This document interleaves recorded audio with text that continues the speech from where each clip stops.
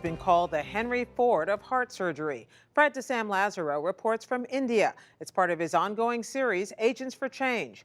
A warning, some images may be disturbing. Hole in the heart is one of those standard procedures. It is especially standard for 62-year-old Devi Prasad Shetty, one of the world's most prolific heart surgeons. I do now about 1 or 2 surgeries a day, and we work 6 days a week. My colleagues, some of them do 4 surgeries, 5 surgeries a day. Anywhere from 25 to 35 open heart operations are performed in the theaters here every day, many on babies, making this by far the largest cardiac care facility in the world.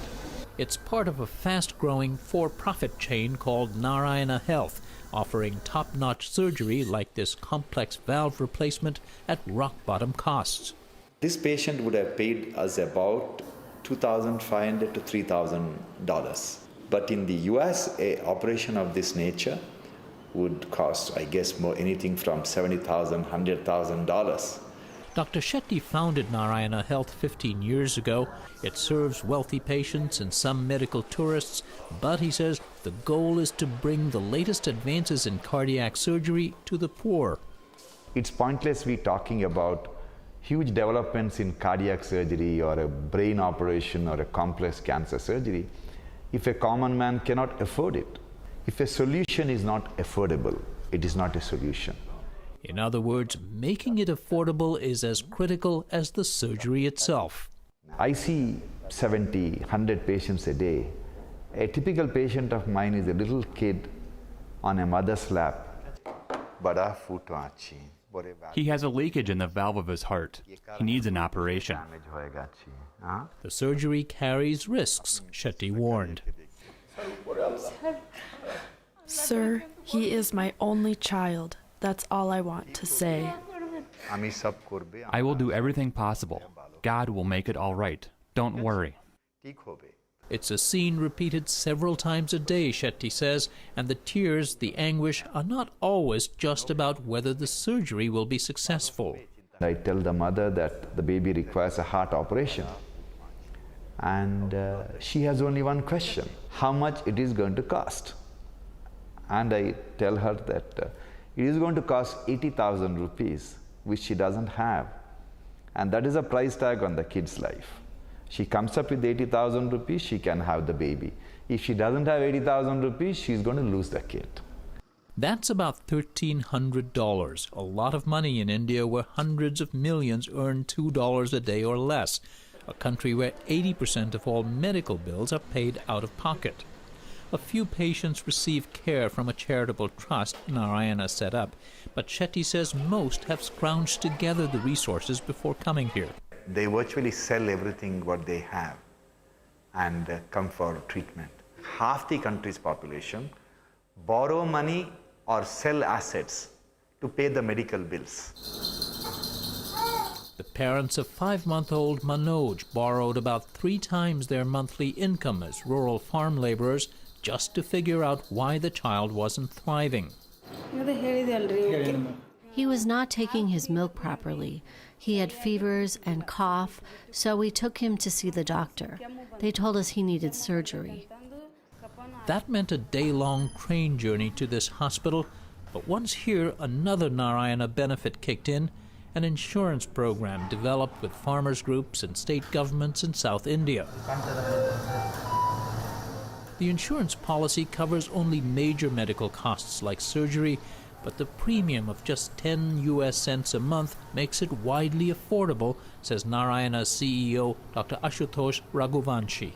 It's amazing that such a small amount of money could provide that care. The number of people who are covered under this scheme is about 10 million now, and it has performed close to about 100,000 operations of various kinds. We were assured 3-year-old Chitra Shri was in no physical pain, just anxious as nurses removed her stitches from a successful heart operation. A huge relief medically and financially for her parents, who struggled to get by selling milk from their 2 cows. The insurance coverage for this extended family and many others, the first of its type aimed specifically at the poor, has also been a significant source of income for Narayana Health. About 25%. Really? Yes. So it's significant. It is significant. It's just one strategy Narayana has used to find revenue. It also has a Walmart-like approach to cost control, squeezing vendors for everything from surgical gowns to supplies to devices. We have 32 hospitals across India. 12% of the heart surgery done in India is done by us. When we implant one of the largest number of heart valves in the world, obviously you pay for it less than others. And also, more than the cost, your results get better. He says the sheer volume of surgery not only means more productivity, it makes better surgeons, attracting those focused on their surgery rather than their income.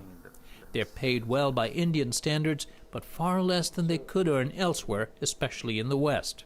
We can address the need of the doctors, but we cannot address the greed of the doctors.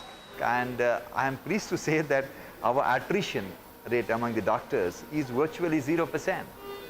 They love working here. What qualities are you looking for specifically to work in a place like this? The most important quality is the passion. The second most important quality is the compassion. Despite his compassion, he says, he's not running a charity. Charity is not scalable. It doesn't matter who you are. You may be the richest person living on this planet, but if you want to offer free surgery, free treatment to everyone, you will go broke within a month. But good business principles, standard business policies are scalable. Narayana Health has branched out beyond cardiac surgery into cancer and kidney care, and Shetty says it will become the world's largest hospital system in a few years. It was very difficult at first when we came to see him, but the doctors told us that things are going to be all right. Baby Manoj is but one case, Shetty says, that proves healthcare, even sophisticated surgery, can be made accessible to the poorest people in the farthest corners of the world. For the PBS NewsHour, this is Fred de Sam Lazaro in Bengaluru, India. A version of this story